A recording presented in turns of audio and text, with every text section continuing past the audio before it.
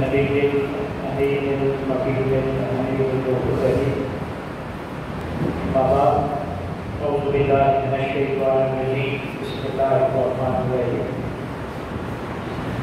إن الدين عند الله الإسلام صدق الله العظيم وصدق رسوله النبي الكريم الأمين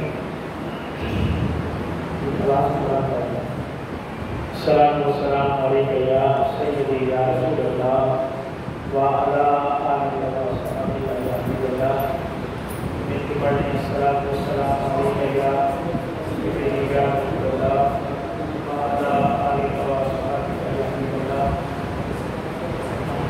لله رب العزت شکر بجا لاتے ہیں اس حال کی کائنات میں نبی صلی اللہ علیہ وسلم کے صدقے میں اپنے گھر میں حاضری کے قابل بخشا۔ آج میری گفتگو کا عنوان ہے اسلام سب سے اعلیٰ دین ہے۔ اسلام سب سے اعلیٰ دین ہے۔ دنیا میں بے شمار مذاہب بے شمار ادیان چل رہے ہیں، لیکن سب سے اعلیٰ سب سے ارفع جو دین ہے وہ عقیدت کی بنا پر نہیں کہہ رہا، حقیقت کی بنا پر کہہ رہا، وہ اسلام ہی ہے۔ اسلام ان خصوصیات کی بنا پر باقی ادیان سے اعلیٰ ہے۔ ان چند خصوصیات کا تذکرہ قرآن و حدیث کی روشنی میں اور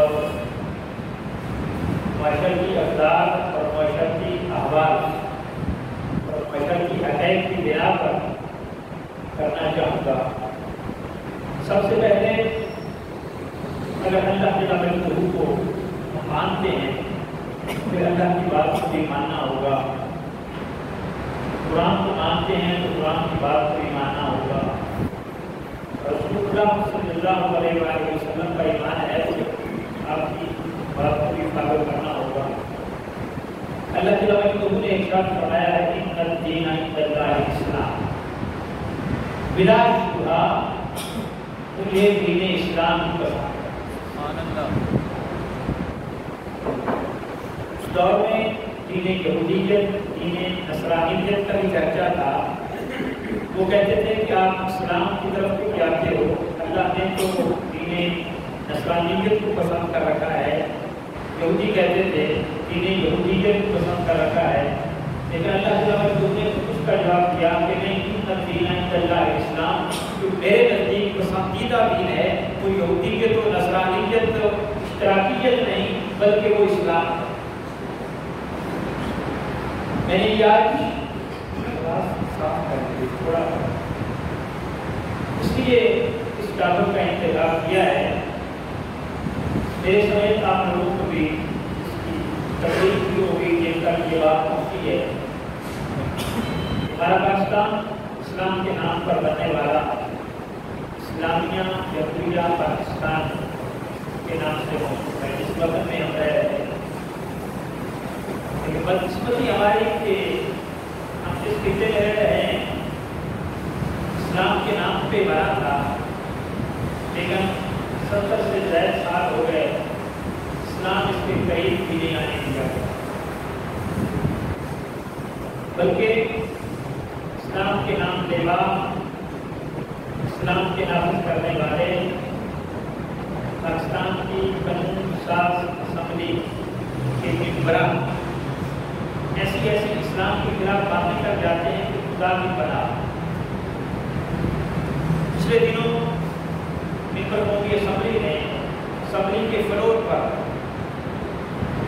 اسلام کے خلاف اسلام کی برتری کو جاری کیا، مسلمانوں کے دل دکھائے اور اسلام کو معذلہ باقی مذہب جیسا مذہب کہا اور کہنے لگا کہ دنیا میں جتنے مذاہب ہیں جتنے دین ہیں وہ سارے برابر ہیں۔ گویا وہ یہ کہہ رہا تھا کہ اور اسلام میں کوئی فرق نہیں ہے، عیسائیت کو اسلام میں کوئی فرق نہیں ہے، برابر سکھ مذہب، بدھ مذہب اور اسلام میں کوئی فرق نہیں ہے، اس کی نگاہ میں سارے مذہب برابر ہیں۔ پھر وہ کہہ رہا تھا کہ میں تو اس میں کوئی اور نہیں سمجھتا کہ ہم چرچ میں جا کر نماز پڑھیں، بلکہ میں تو عید کی نماز میں نے چرچ میں پڑھی ہے۔ اسلامی جمہوریہ پاکستان کا قانون ساز اسمبلی کا ممبر، مقدس ایمان کا نام نہاد مقدس ممبر، وہ اسمبلی کے فروغ پر یہ بات کر رہا ہے، میں تو عید کی نماز چرچ میں پڑھ لیتا ہوں۔ معلوم نہیں وہاں پہ کون سے پادری عید کی نماز پڑھاتے ہیں اور اکیلے پڑھی ہے، اکیلے ہوتی بھی ہے کہ نہیں ہوتی، یا وہ کس پادری کے پیچھے چرچ میں جا کر نماز پڑھتا ہے، اس کی تفصیل ابھی تک منظر عام پہ نہیں آئی۔ بتا دے گا میں نے کس پادری کے پیچھے عید والے دن عید کی نماز پڑھی ہے، یہ ابھی پوچھنے کی باقی ہے، وہ اس کی وضاحت کر دے گا اگر مجھ سے پوچھے گا تو۔ جب اب اس نے تو کر دیا، یہ دونوں باتیں اس نے کہہ دی، اب اگلی بات اس سے بھی زیادہ عجیب اور مزیدار ہے اور افسوسناک ہے کہ وہ ممبران اسمبلی جو تھے وہ اس بات پر خوش ہو کر ڈسک بجا رہے ہیں، اس بات پر اس کو اپریشیٹ کر رہے ہیں اور ڈسک بجا رہے ہیں۔ یہ جو کہہ رہا ہے کہ اسلام باقی مذاہب سے اعلیٰ مذہب نہیں ہے، کوئی ظالم کسی ہندو سے پوچھ لے گا تو ہندو کیوں ہے، وہ بھی کہے گا میرا ہندوازم جو ہے وہ باقی سارے مذہب سے اعلیٰ ہے، وہ بھی کہے گا اس لیے میں ہندو ہوں۔ کسی عیسائی سے پوچھ تو وہ بھی کہے گا میرا عیسائیت کا مذہب باقی سارے مذہب سے اعلیٰ ہے، میں اس لیے عیسائی ہوں۔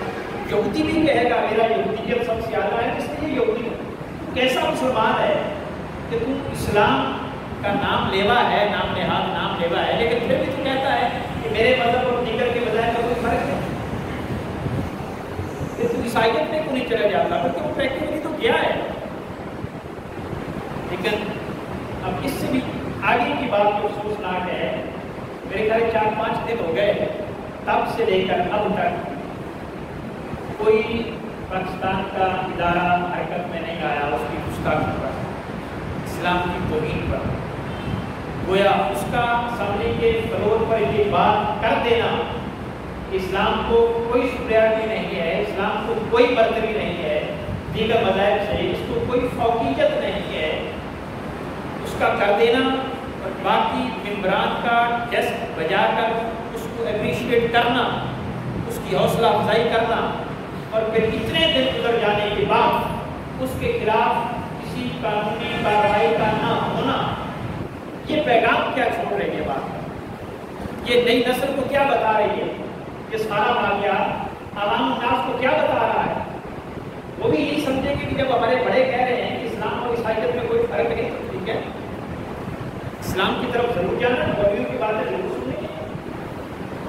وہ بھی یہی سمجھیں گے کہ عید کی نماز پہلی مسجد ہے تو مسجد میں پڑھ لیں، چرچ ہے تو چرچ میں پڑھ لیں، مندر ہے تو مندر میں پڑھ لیں،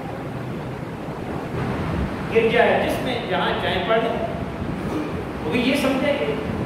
اب ان لوگوں کی باتیں کہ عوام الناس تک پہنچتی ہیں، وہ عام آدمی جس کا دین اور مذہب کے ساتھ اتنا گہرا رابطہ اور تعلق نہیں ہے، اس پر ان کی باتیں گہرے اثرات چھوڑتی ہیں اور نوجوان نسل فالو کرتی ہے۔ اور ہمارے یہاں تو تحریریت بہت عام ہے، کئی لوگ ایسے ہیں کہ جو سریعان کہتے ہیں کہ یہ کیا باتیں کرتے ہو، اگر کوئی کیا بھی بات کرتا ہے تو لوگوں کے رد عمل کی وجہ سے بات کرتا ہے، ورنہ ان کے دل میں شریعت ایسی ہے کہ کیا اللہ اس کا رسول، کیا باتیں، کیا قیامت، کیا آخرت، یہ کیا مذاہب، کیا مسائل، کیا باتیں کرتے ہو، تو اندر سے بھرے پڑے ہیں۔ اب مندر کے حق میں وہ ہماری سوسائٹی نے جلوس نکالا ہے، جو نام یاد مسلم سوسائٹی اس نے جلوس نکالا ہے، اس کو بننے دیا جائے، اور یہ بھی مندر کے حق میں بول رہا تھا۔ اب ساری پارٹیز جو اسمبلی میں بیٹھی ہیں یہ مندر کے معاملے میں یک جان کی، دو کاموں میں کو ایک سمجھا جاتا ہے، یا جب تنخواہ بڑھانی ہوتی ہے ممبران اسمبلی میں اپنی تب سارے اکٹھے ہوتے ہیں، یا جب کوئی ایسا معاملہ آتا ہے اگر انہیں اکاؤنٹ کو خوش کرنے کا پھر یہ اکٹھے ہوتے ہیں۔ اس کے لیے بول رہا تھا، اس نے یہ باتیں کرنی کہ منظر کیوں نہیں بنانے دیتے، اسلام اور ہندو میں کیا فرق ہے؟ برابر ہی ہیں، عیسائیت و اسلام میں کیا فرق ہے؟ تو کیا جہنم میں ہم مذمت کرتے ہیں، بربود کرتے ہیں، اور اگر کوئی بات پہنچ جائے کہیں تو ادارے نوٹس دے لیں تو بڑے کسان مند ہوں گے، کسی کو خیال آ گیا کم سے کم اسپیکر کو اس کی ممبرشپ کینسل کرنی چاہیے، تو اتنا تو بنتا ہے یار کہ تو اقلیت کے کھاتے میں آ گیا، اس کا کوٹا ہے تو اس میں آ گیا، مسلمانوں کے کھاتے میں کیوں آ گیا ہے؟ تیرا اسلام کے ساتھ تعلق ہے، یہ تو بنتا ہے نا، چلو ممبر رہے ہو، لیکن اقلیت کے بینچ پر بیٹھے، اسلام کے بینچوں پر بیٹھنے کا اس کا کیا بنتا ہے؟ اگر وہ اسلام کو پسند ہی نہیں کرتا ہے، اسلام کو دوسرے مذاہب سے برتر سمجھتا ہی نہیں ہے، اس کا پھر اسلام کے ساتھ تعلق کیا ہے؟ اب آپ کو بھی سوچنا چاہیے کہ یہ لوگ یہ نفرت کے قابل ہیں، یہ محبت کے قابل نہیں ہیں، بلکہ جھوٹیوں کے قابل ہیں۔ تو آج میں اس سب سے وقت میں آپ سے یہ شیئر کروں گا کہ اسلام باقی مذاہب سے اعلیٰ کیسے ہے، یہ برتر کیسے ہے، اس کو فضیلت کس بنیاد پر ملی ہے۔ وہ میں نے کہا قرآن کی روشنی میں بھی دیکھیں گے، حدیث کی روشنی میں بھی، حقائق کی روشنی میں بھی، کہ زمینی حقائق کیا ہے، کیا حقیقت میں بھی اسلام ہے آن دی گراؤنڈ اعلیٰ، یا بس یہ باتیں ہیں۔ سب سے پہلے تو یہ ہے کہ اللہ تعالیٰ مجدور نے اس کو پسند کیا ہے، اس کی اعلیٰ ہونے کی سب سے بڑی دلیل یہ ہے کہ اللہ نے اسلام کو پسند کیا ہے۔ اللہ نے فرمایا ان الدین عند اللہ الاسلام، کہ اللہ اسلام کو ہی پسند کرتا ہے۔ بلکہ پھر اس سے بھی واضح الفاظ استعمال کیے اللہ تعالیٰ مجدور نے، فرمایا وَمَن يَبْتَغِ غَيْرَ الْإِسْلَامِ دِينًا فَلَن يُقْبَلَ مِنْهُ، جو اسلام کے علاوہ کسی اور دین کو پسند کرے اس کا دین میری بارگاہ میں قبول نہیں کیا جائے گا۔ وَهُوَ فِي الْآخِرَةِ مِنَ الْخَاسِرِينَ، اور آخرت میں وہ خسارے میں ہوگا، وہ نقصان اٹھانے والوں میں ہوگا، میرے ساتھ اس کا کوئی تعلق نہیں ہوگا، کیونکہ مجھے اسلام کے علاوہ کوئی اور دین پسند ہی نہیں ہے، اور وہ اسلام کے علاوہ کوئی اور دین پسند کر رہا ہے۔ اور پھر ایک اور مقام پر فرمایا میرا دل چاہتا ہے، اللہ فرماتا ہے کہ میں چاہتا ہوں لِیُظْہِرَهُ عَلَى الدِّینِ کُلِّهِ، میں چاہتا ہوں کہ اس دین کو سارے ادیان پر غالب کر دوں۔ وَلَوْ كَرِهَ الْكَافِرُونَ، اگرچہ یہ کافروں کو، اسلام کے مخالف لوگوں کو ناگوار ہی کیوں نہ گزرے، ناپسندی کیوں نہ ہو، لیکن پھر بھی میں چاہتا ہوں کہ میں سارے ادیان، اس دین کو سارے ادیان پر غالب کر دوں۔ یہ اللہ کی منشا ہے، اور اللہ جو اپنے پیغمبروں کو بھی بھیجتا ہے، نیک بندوں کو بھیجتا ہے، اس کا بھی مطمع نظر مقصود یہ ہوتا ہے کہ اسلام غالب آ جائے، اسلام سربلند ہو جائے، اسلام آفاقی مذہب، عالمگیر مذہب بن جائے۔ یہ نام نہاد کہہ رہے ہیں کہ یہ ہے ہی نہیں۔ ایک بنیاد، ایک بات یہ کہ اللہ اس کو پسند کرتا ہے، جس کو اللہ پسند کرے اس سے بڑھ کر دین بہتر کون ہو سکتا ہے۔ اور پھر دوسری بات یہ ہے کہ یہ واحد دین ہے، دنیا میں جتنے ادیان اور مذاہب چلتے ہیں وہ ایک اللہ کو مانتے ہیں، باقی کوئی مذہب ایک اللہ کو نہیں مانتا۔ عیسائیت اور یہودیت کے ماننے والے کوئی ایک اللہ کو نہیں مانتے، بدھزم، ہندو مت جو بھی ہے وہ ایک اللہ کو نہیں مانتے۔ تو یہ جو ایک اللہ کی پیروی کرنے والے مسلمان ہیں، اسلام جو ایک خدا کی عبادت کی دعوت دیتا ہے اور اس کا عقیدہ رکھنے کا حکم دیتا ہے، اس بنیاد پر ہے کہ جو اللہ جو خالق و مالک ہے، جو کائنات کو بنانے والا ہے، یہ الگ بات ہے کہ وہ ایک اللہ کیوں ہے۔ اگر ایک نہ ہوتا وہ ہوتے تو کائنات کا سسٹم نہ چل سکتا۔ یہ جو ساری کائنات کا سسٹم ایک منظم طریقے سے چل رہا ہے، اس کے پیچھے اس خدائے وحدہ لا شریک کی طاقت ہے۔ ہمارے بنائے ہوئے نظام میں تبدیلی آ جاتی ہے، لیکن اللہ نے سورج کو جہاں غروب ہونے کا کہا ہے وقت پر غروب ہوتا ہے، جہاں طلوع ہونے کا کہا ہے طلوع ہوتا ہے۔ کبھی ایسا نہیں کہ آج 7:05:15 پر سورج نے طلوع ہونا تھا، ایمرجنسی ہو گئی ہے، آج 7:30 بجے طلوع ہوگا، کبھی ایسا ہوا؟ غروب 7:15 ہونا تھا تو آج 9 بجے غروب ہوگا، کبھی ایسا نہیں۔ وہ جو تقریب 1-2 منٹ کا فرق چلتا ہے، اس کے علاوہ کبھی کوئی اس میں فرق نہیں پڑا۔ دن اچانک 12 بجے کبھی رات میں نہیں بدل گئی، اور رات کے 12 بجے کبھی اچانک دن نہیں بدل گئی۔ تو اس کے پیچھے پھر ماننا پڑے گا کہ اللہ وحدہ لا شریک ہے۔ امام اعظم ابو حنیفہ علیہ رحمہ کے پاس ایک وفد آیا داعیوں کا، جن کا مسلک اور جن کا عقیدہ یہ ہے کہ اس ساری کائنات کا سسٹم چلانے والا کوئی ایک نہیں ہے، کہ سارا کچھ ہوا ہے، ایک لاوا بھٹا ہے، اس سے بالکل جو کچھ بنا تھا وہ بنا ہے، آٹومیٹک ساری چیزیں بنتی گئی اور پھر آگے کچھ چیزیں پیدا ہو گئی، ان کے ذریعے سے پھر آگے چیزیں بنتی گئی ہیں۔ یہ آج خود پیدا ہوا ہے، اس کو پیدا کرنے والا، اس کا خالق، اس کو بنانے والا کوئی نہیں ہے۔ اس بات میں مناظرہ ہوا تو مناظرے کی ڈیٹ طے ہو گئی، آپ قصداً جہاں پہ پہنچنا تھا، مناظرہ تھا، دیر سے پہنچے۔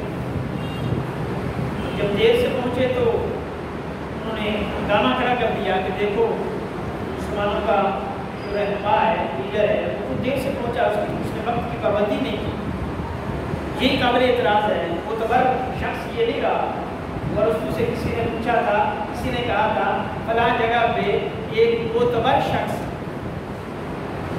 آپ کی برائی بیان کر رہا تھا، آپ کی برائی بیان کر رہا تھا، تو اس کو کہنے لگا جو کسی کی پیٹھ پیچھے برائی بیان کرے وہ معتبر ہو کیسے سکتا ہے؟ وہ معتبر، ہم دن میں کئی بار خود کو معتبر کہنے کے باوجود اور سمجھنے کے باوجود لوگوں کو پیٹھ پیچھے برائیاں بیان کرتے ہیں، پھر بھی خود کو معتبر ہی سمجھے بیٹھے ہیں۔ تو یہ آپ کا معتبر لیڈر یہ دیر سے پہنچا ہے، آپ نے ہمارے ساتھ مناظرہ کیا کرنا ہے؟ آپ نے فرمایا میرا گزر ہے، اگر میں آپ کے سامنے رکھ دیتا ہوں، اگر آپ کی سمجھ میں آئے تو یہ معلوم سمجھ لیجیے گا اور میری بات سن لیجیے گا اور میرا لیٹ آنا آپ کر دیجیے گا۔ انہوں نے کہا بولیں۔ کہنے لگا آپ کو معلوم ہے کہ میں نے دریا کراس کر کے آنا تھا؟ انہوں نے کہا ہاں۔ میں جب آیا ہوں تو کوئی کشتی نہیں تھی، کوئی ملاح نہیں تھا، کوئی آس پاس بندہ نہیں تھا جو مجھے پہنچا دے۔ اچانک میں نے کیا دیکھا کہ دریا کے کنارے پر ایک درخت ہے، بہت بڑا درخت ہے۔ میں سوچ ہی رہا تھا کہ میں آگے کیسے جاؤں۔ میں نے کیا دیکھا کہ اچانک درخت جڑیں ہلتا ہے، اس کی جڑیں کھلتی ہیں، وہ نیچے زمین پہ آ جاتا ہے، پھر خود ہی میں نے دیکھا کہ اس کے حصے ہو جاتے ہیں، مچھے لگ جاتے ہیں، پھر اس کے پھٹے بن جاتے ہیں آٹومیٹک۔ میں دیکھتا چلا گیا، وہ بنتا چلا گیا، پھر وہ کشتی میں بدلا، کشتی مکمل ہوئی، کشتی میں دریا میں آئی، پھر میں اس میں بیٹھا، بغیر اللہ کی کشتی تیرتی ہوئی دریا کے دوسرے کنارے آ گئی۔ انہوں نے کہا لاہور والا کو پتہ ہے کہ جہاں پہلے غلط بیانی تھی، غلطی کی، عرب اس سے زیادہ جھوٹ بولا کہ از خود کشتی بن گئی، اور از خود کشتی میں آپ بیٹھ بنی ہوئی کشتی میں آپ بیٹھ کر آ گئے۔ فرمایا یہ بات میرے ساتھ ہوئی نہیں ہے، میں آپ کو سمجھانا چاہتا ہوں، آپ ایک کشتی کے از خود بننے کے قائل نہیں ہیں۔ درخت خود کو خود کھل جائے، پھٹے بن جائے، کشتی بن جائے، پنچھی چل کے آ جائے، آپ اس بات کے قائل نہیں ہیں۔ نادان ساری کائنات از خود کیسے بن گئی؟ بغیر بنانے والے کے ساری کائنات کیسے بن گئی؟ تو طے ہو گئے، انہوں نے اپنی اصلاح کر لی۔ مقصد کہنے کا یہ ہے کہ اللہ تعالیٰ مجھ تو ہے، اس کو بنانے والا ہے، تخلیق کرنے والا ہے، اور وہ کہتا ہے کہ مجھے اسلام ہی پسند ہے، اسلام کے علاوہ کوئی اور دین مجھے پسند نہیں ہے، اور میں اسی کا غلبہ دیکھنا چاہتا ہوں اور اسی کو غلط کروں گا۔ اور وہ وحدہ لا شریک ہے، اللہ ایک ہے، اس کے علاوہ کوئی شریک نہیں۔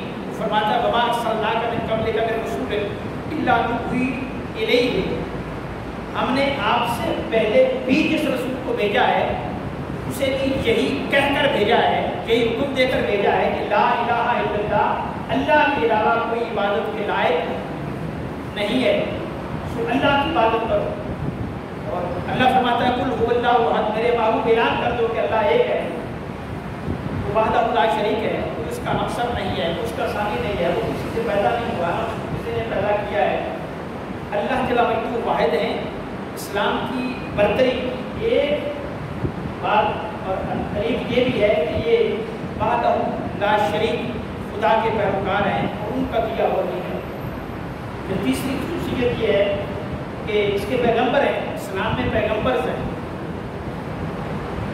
یہ کوئی ایسا دین نہیں ہے کہ جس کا مثال تیار نہیں ہے، کہ اگر تھیوری دیتا ہے تو پریکٹیکل بھی کر کے دکھاتا ہے۔ اسلام نے حدود دیا ہے، ضابطہ دیا ہے، قوانین دیے ہیں، ایسا نہیں ہے کہ اب یہ تم اس کی امپلیمنٹیشن کرو، یہ کوئی کہہ دے گا پاسبل نہیں ہے، کوئی کہنے کا ممکن ہے، اللہ نے اپنے پیغمبروں کو بھیجا ہے اور انہیں اس معاشرتی زندگی میں مکمل داخل کیا ہے.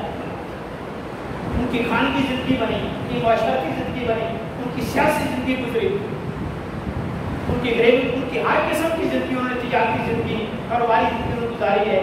اور مکمل زندگی میں داخل ہو کر انہوں نے اسلام کے اصولوں کو نافذ کیا ہے، تاکہ کل کو یہ نہ کہہ سکے کہ اسلام کے اصول اچھے ہیں لیکن قابل عمل نہیں ہے.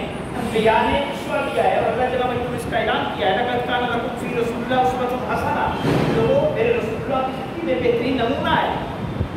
کوئی کام ایسا نہیں ہے جو قرآن نے جس کا حکم نہ دیا ہو اور میرے مصطفیٰ نے وہ کر کے نہ دکھایا ہو. ہر شعبہ زندگی کے لیے تاجدار کائنات سسٹم کی صورت موجود ہے، آپ کا عصبہ، آپ کا نظمہ موجود ہے اور قرآن کی تھیوری اس بارے میں موجود ہے. قرآن ایک قانون کی کتاب ہے، یہ ثواب کی صرف کتاب نہیں، یہ وظائف کی صرف کتاب نہیں، یہ قانون کی کتاب ہے اور اس میں قوانین ہیں. اور یہ قانون کی کتاب اس لیے بنائی ہے تاکہ ہم جو بھی کام کرنے لگیں ہم دیکھیں کہ یہ کام کرنے کے لیے اسلام نے کیا قوانین دیے ہیں، کیا اصول دیے ہیں، کیا ضابطے دیے ہیں. ہماری بچے کی پیدائش سے لے کر کہ جب بچہ پیدا ہو تو ہم نے کیا کرنا ہے، قرآن کو دیکھو. بچہ لڑکپن میں آئے تو کیا کرنا ہے، قرآن کو دیکھو. میں نے پچھلے دن میں کہا تھا کہ میرے آقا نے فرمایا جب 7 سال کا ہو تو اس کو نماز کی ترغیب کرو، جب 10 سال کا ہو تو سختی سے نماز پڑھاؤ اور ان کے بستر جدا کر دو. ہر ایک میں جا کر رہنمائی کی ہے. 20 سال کا ہو جائے یعنی جوانی میں پہنچ جائے تو بندے نے کیا کرنا ہے. جب جوان فل ہو جائے، بندہ بن جائے تو اس کی زندگی میں کیا ہونا چاہیے، اس نے شادی کب کرنی ہے، اس نے پھر بچے ہو جائے ان کی تربیت کیسے کرنی ہے، پھر ان کو کاروبار کیسے بنا کر دینا ہے، خود کاروبار کیسا کرنا ہے.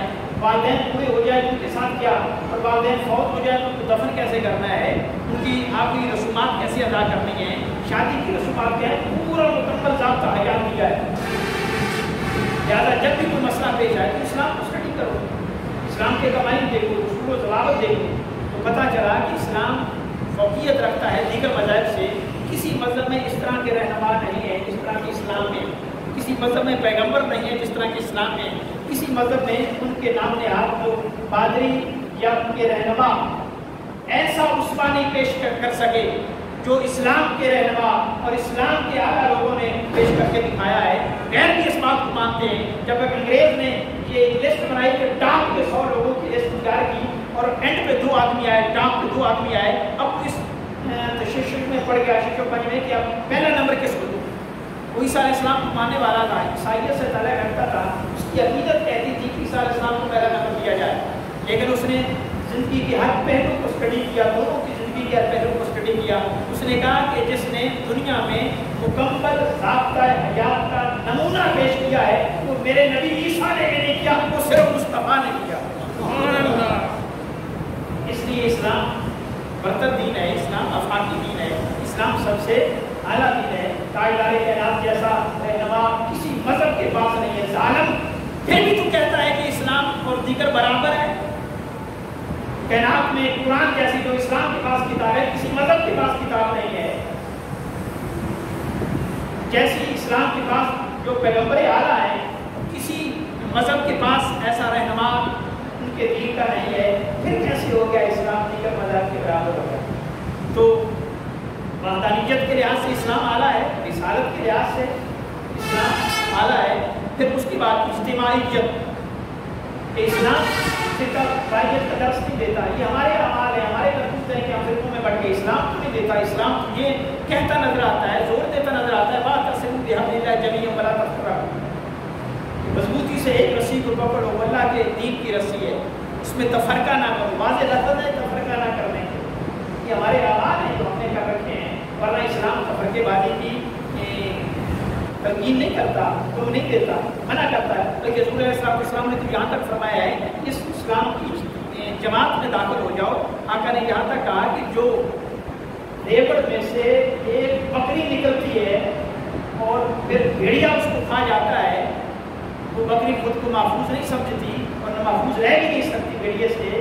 اسی طرح اگر اسلام کی اجتماعیت سے جو خود کو نکالے گا اس کا اثر اس بکری کی طرح ہوگا. اور کوئی مذہب، کوئی دین، یہ میں نے کہا کہ ہم نے ہمارے اندر فرقے ہم نے بنائے ہیں. اسلام کی تھیوری اس بات کی اجازت نہیں دیتی.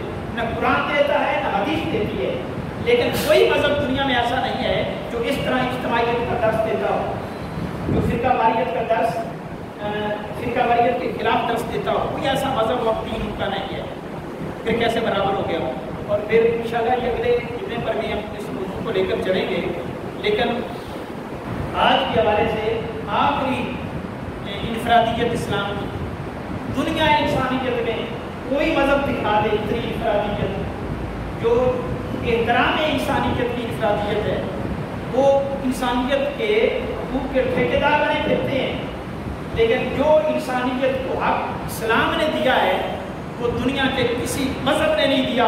اس بنا پر بھی ہم فخر کرتے ہیں اسلام پر، اور فخر کے ساتھ اسلام کو مانتے ہیں، اور ہمارا اسلام سب سے زیادہ بہتر ہے کہ اسلام نے انسانیت کو وہ احترام دیا ہے جو کائنات میں کسی مذہب نے نہیں دیا. میرے نبی مکرم صلی اللہ علیہ وآلہ وسلم نے فرمایا، آقا فرماتے ہیں فَإِنَّ دِمَاءَكُمْ، بخاری شریف کی حدیث ہے، وَأَمْوَالَكُمْ وَأَعْرَاضَكُمْ كَحُرْمَةِ يَوْمِكُمْ هَٰذَا فِي بَلَدِكُمْ هَٰذَا فِي شَهْرِكُمْ هَٰذَا وَسَتُلْقُونَ رَبَّكُمْ فَاسْأَلُوكُمْ عَنْ أَعْمَالِكُمْ. آقا علیہ السلام طواف کعبہ کر رہے تھے، اور طواف کعبہ کرتے کرتے میرے نبی مکرم صلی اللہ علیہ وسلم رک گئے، اور حضور نے فرمایا فَإِنَّ دِمَاءَكُمْ وَأَمْوَالَكُمْ وَأَعْرَاضَكُمْ، مسلمانوں کے خون، مسلمانوں کے مال اور مسلمانوں کی عزتیں اسی طرح محترم ہیں جس طرح آج کا یہ دن خطبہ حجت الوداع کے موقع پر، جس طرح آج کا یہ دن محترم ہے، حجت الوداع دن محترم ہے. فی بلد ھذا، فی بلدکم ھذا، جس طرح یہ شہر محترم ہے، خانہ کعبہ، یہ مکہ مکرمہ، یہ شہر محترم ہے. اور پھر آقا نے فرمایا ھذا فی شہرکم، جس طرح یہ مہینہ محترم ہے، یعنی خانہ کعبہ اور مہینہ اور دن جس طرح یہ محترم ہے، اس سے بڑھ کر عام شخص کی عزت زیادہ قابل عزیز اور قابل احترام ہے. اور دوسری روایت میں حضور نے فرمایا، عبداللہ بن عمر سے روایت ہے، آقا نے فرمایا خانہ کعبہ کی طرف اشارہ کر دیا، طواف کعبہ کرتے کرتے حضور نے اشارہ کیا، باقاعدہ اشارہ کر کے فرمایا اے کعبہ تو پاکیزہ ہے، تیری خوشبو بھی پاکیزہ ہے. جسے بات کے الفاظ ترجمہ کر رہا ہوں، تو پاکیزہ ہے، تیری خوشبو پاکیزہ ہے، اور تو کتنی ہی اچھی پاکیزہ ہے، اور تو کتنی عزت والا ہے، تو کتنی حرمت والا ہے. لیکن اس ذات کی قسم جس کے قبضہ قدرت میں مجھ محمد کی جان ہے، مومن کی جان اور مومن کے مال سے نہ تو زیادہ عزت والا ہے، نہ تو زیادہ تقریب والا ہے، نہ تو زیادہ خوشبودار ہے. عام گناہگار بندہ مومن کی بات ہو رہی ہے، عام گناہگار بندہ مومن کی، کہ خانہ کعبہ کی عزت بھی عام بندہ سے زیادہ نہیں ہے، خانہ کعبہ کی تقریب اور خانہ کعبہ کی انفرادیت بھی عام بندہ مومن سے زیادہ نہیں ہے. بندہ مومن کی عزت اس سے زیادہ ہے. یہ میرے نبی مکرم درس دے رہے ہیں. اور آقا علیہ السلام میں پہلے بھی کئی بار یہ بات کر چکا کہ حضور جب بچوں کے ساتھ کھیلتے تھے، انسانیت کو آقا نے کتنی عزت دی ہے، بچوں کے ساتھ کھیلتے تھے تو اپنا بیٹا حضرت امام حسن و حسین حضور ان کو ایک طرف بٹھاتے ایک ران پہ، اور غلام زادہ اسامہ بن زید، یہ زید بن حارثہ کے بیٹے، غلام کے بیٹے، اور میرا رسول اور میرے حضور دوسری ران پہ اس کو بٹھاتے ہیں. یہ احترام انسانیت ہے، یہ نوکروں کے حقوق ہیں، یہ غلاموں کے حقوق ہیں. اور تاجدار کائنات نے اپنی بیٹی کو عزت دے کر بتا دیا کہ عورت کی یہ عزت ہے کہ تاجدار کائنات خود ان کے استقبال کے لیے کھڑے ہو جاتے ہیں. اور بوڑھی ماں حلیمہ سعدیہ آئی، میرے نبی اپنا مسلح چھوڑ دیتے ہیں اور حلیمہ سعدیہ کو اپنے مسلح پر بٹھاتے ہیں. یہ ظالم آج کہتے ہیں کہ اسلام کو کوئی فوقیت ہی نہیں، اسلام دیگر مذاہب کے برابر ہے. شرم کرنی چاہیے اور اداروں کو نوٹس لینا چاہیے کہ کیا کس ملک میں ہم رہ رہے ہیں. تو کی بات یہ ہے کہ یہاں پہ چور ڈاکو نفنگے ان پڑھ جاہل قسم کے بدھو قسم کے جہل سے لوگ اسمبلی میں چلے جاتے ہیں. کوئی دانش پر نہیں جاتا، کوئی ایم فل کیا ہوا نہیں جاتا، کوئی پی ایچ ڈی کرنے والا نہیں جاتا، کوئی ایم بی اے نہیں جاتا، کوئی عالم نہیں جاتا، کوئی ڈاکٹر انجینئر نہیں جاتا. اور یہ چور قسم کے لوگ، چاہے ان پڑھ قسم کے لوگ وہاں جا کر اسلام کی برتری پر باتیں کرتے ہیں. شرم نہیں آتی؟ یہ کب حرکت میں آئیں گے ادارے؟ کب نوٹس دیا جائے گا؟ اس کی ممبرشپ کب کینسل کی جائے گی؟ یہ کیا درس دے رہے ہیں آنے والی نسلوں کو، اور لوگوں کو یہ کیا سکھا رہے ہیں؟ کروڑوں لوگ ان کی بات کو میڈیا پہ سن رہے ہیں اور وہ کیا سمجھیں گے کہ ہمارے بڑے کہہ رہے ہیں کہ اسلام کی کوئی فوقیت نہیں، لہٰذا وہ نوجوان نسل کہے گی کہ اسلام کو کیا فوقیت ہے. ہمارے بڑے یہ کہہ کر گئے ہر کسی کو تو یہ سہولت میسر نہیں ہوتی، ہر کوئی تو مسجد میں نہیں آتا، کتنے لوگ مسجد میں آتے ہیں، 10% سے زیادہ لوگ مسجد میں الا ماشاءاللہ نہیں آتے، 90% کا کیا بنے گا؟ ان کی اصلاح کون کرے گا؟ لہٰذا حکومت کو ایکشن لینا چاہیے، اس کی زبان بند کی جائے اور آئندہ جو بھی اسلام کے خلاف بات کرتا ہے اس کو کنٹرول کیا جائے۔ انشاءاللہ اگلے جمعے میں بھی اسلام کو فوقیت کیسے ہے اس کا ذکر کریں گے۔ دعا ہے اللہ تعالیٰ